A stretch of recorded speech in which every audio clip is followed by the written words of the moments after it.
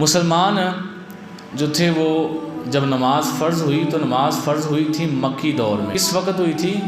معراج کی رات۔ کب ہوئی تھی نماز فرض؟ معراج کی رات 5 نمازیں مسلمانوں پر فرض ہوئیں، تو وہ نمازیں بیت المقدس کی طرف یعنی مسجد اقصی اس کی طرف رخ کر کے نمازیں ادا کیا کرتے۔ مدنی دور آ گیا، نبی پاک صلی اللہ علیہ وآلہ وسلم مدینہ شریف میں تشریف لے آئے، تو چونکہ یہود کا قبلہ بھی مسجد اقصی ہی تھا، مسلمان بھی ادھر ہی منہ کر کے نماز پڑھتے تھے، تو یہودیوں نے یہ کہنا شروع کر دیا کہ دیکھو جی یہ باقی تو سارا اپنا نیا دین بیان کرتے ہیں لیکن قبلہ ہمارے والا ہی ہے، تو دیکھنا جیسے قبلہ انہوں نے ہمارے والا رکھا ہوا ہے، ایک وقت آئے گا یہ دین بھی اپنا چھوڑ دیں گے، ہمارے والا دین اپنا لیں گے معاذ اللہ۔ تو کہتے تھے ان کا ہمارے قبلے کی طرف منہ کر کے نماز پڑھنا اس بات کی دلیل ہے کہ ان کا دین سچا نہیں ہے، دین ہمارا ہی سچا ہے۔ اللہ کے نبی علیہ السلام نے جو ہے وہ جبرائیل علیہ السلام سے کہا کہ اے جبریل، یہود یہ تانا دیتے ہیں تو اللہ تعالیٰ سے کہتے ہیں کہ ہمارا قبلہ جو ہے وہ مسجد حرام ہو جائے جو کہ ابراہیم علیہ السلام نے تعمیر کی تھی، یعنی خانہ کعبہ، ہمارا قبلہ وہ ہو جائے۔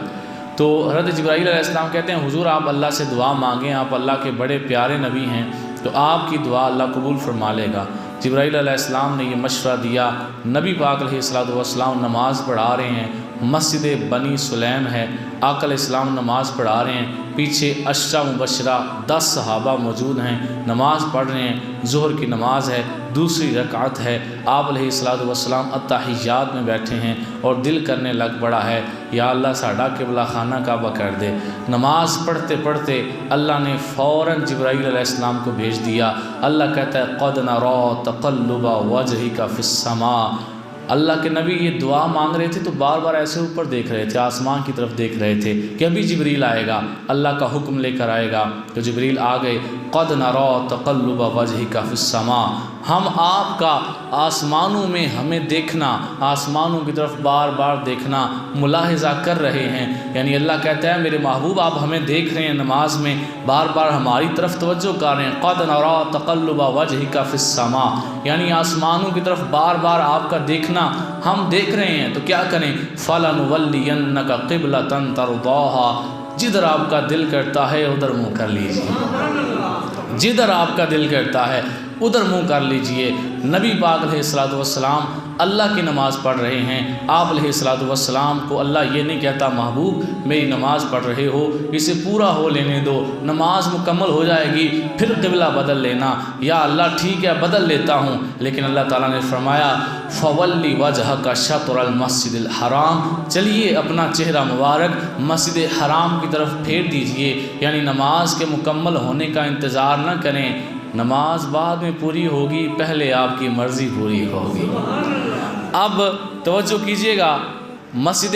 ذو قبلتین یعنی مسجد قبلتین، میرے سمیت آپ احباب میں سے جس نے دیکھی ہے اس کے ذہن میں وہ نقشہ آ گیا ہوگا، یہاں ایسے سامنے اوپر ایک مسلح کا نشان ہے، اس کا مطلب پتہ ہے کیا؟ نبی پاک علیہ السلام نماز پڑھا رہے تھے، پیچھے صحابہ بیٹھے تھے، حضور علیہ السلام نماز میں اٹھ کر یہ ایسے صف بنی ہے اس سے پیچھے چلے گئے، ادھر منہ کر کے بیٹھ گئے، صحابہ نے فوراً پورا گول چکر لیا، حضور کے پیچھے چہرہ کر کے ادھر ہی بیٹھ گئے۔ اللہ نے فرمایا وما جعلنا القبلۃ التي كنت عليها الا لنعلم من يتبع الرسول ممن ينقلب على عقبيه، اللہ کہتا ہے میں نے نماز میں قبلہ اس لیے پھیرا میں دیکھوں جو پیچھے نماز پڑھ رہے ہیں وہ اپنی عقل پہ کام کرتے ہیں، ان کی عقل کا فیصلہ کرتے ہیں یا محبوب کو دیکھتے ہیں کہ محبوب کیا کر رہے ہیں۔ عقل تو کہتی ہے نا قبلہ نہ بدلو، نماز پڑھ رہے ہو،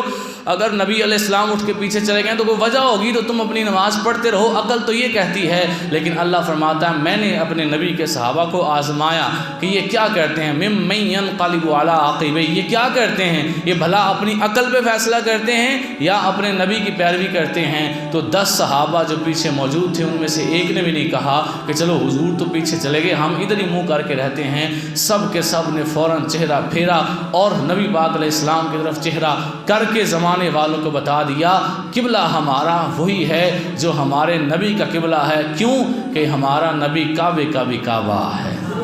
اعلیٰ حضرت نے کہا حاجیو آؤ شہنشاہ کا روضہ دیکھو، حاجیو آؤ شہنشاہ کا روضہ دیکھو، کعبہ تو دیکھ چکے اب کعبے کا بھی کعبہ دیکھو۔ یہ اللہ اکبر نعرہ رسالت،